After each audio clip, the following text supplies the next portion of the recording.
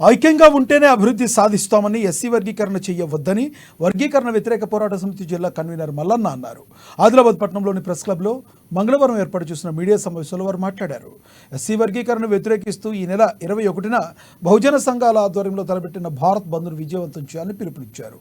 బంద్కు ఆదిలాబాద్ జిల్లాలోని అన్ని వర్గాల వారు సహకరించాలని కోరారు.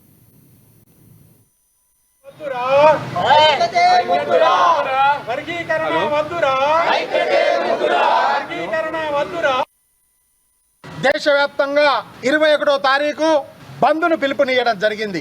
ఏదైతే ఎస్సీ ఎస్టీలను ఎస్సీలలో ఉపకులాలుగా మరి ఎస్సీలలో వర్గీకరణ చేద్దామన్నా ఈ యొక్క కుటిలత్వాన్ని వ్యతిరేకిస్తూ రేపు దేశవ్యాప్తంగా దళిత సంఘాలన్నీ కలిసి పెద్ద ఎత్తున బంద్ను ప్రకటించడం జరిగింది.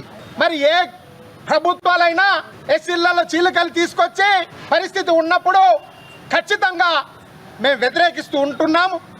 రేపు జరగబోయే బంద్ కార్యక్రమానికి అందరూ కూడా ఇంటింటికి ప్రతి వాళ్ళు వచ్చేసి మరి సామరస్యంగా ఎలాంటి అవాంఛనీయ సంఘటన లేకుండా మేము కార్యక్రమాన్ని బంద్ను మరి చేయబోతున్నాము.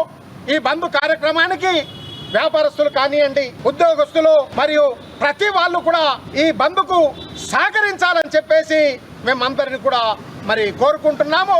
ఈ బంద్కు ఎక్కువ సంఖ్యలో దళితులు, పిల్లలు, పెద్దలు, స్త్రీలు, పురుషులు, విద్యావంతులు మరి అందరు కూడా పాల్గొనాలని చెప్పేసి మేమందరికి కూడా మరి వివిధ దళిత సంఘాల తరఫున మేమందరికి కూడా పిలుపునిస్తున్నాము. రేపు జరగబోయే మరి బంద్ కార్యక్రమాన్ని విజయవంతం చేయాలని చెప్పేసి మేము కోరుకుంటున్నాము. దీనిని బాబాసాహెబ్ అంబేద్కర్ చౌక్లో పెద్ద ఎత్తున అన్ని సంఘాలు కలిపి మరి అక్కడ కార్యక్రమాన్ని చేపట్టబోతాం. కాబట్టి మరి వ్యాపార వర్గాలు కానివ్వండి, విద్యా సంస్థలు కానివ్వండి, ప్రతి వాళ్ళు కూడా సహకరించాలని చెప్పి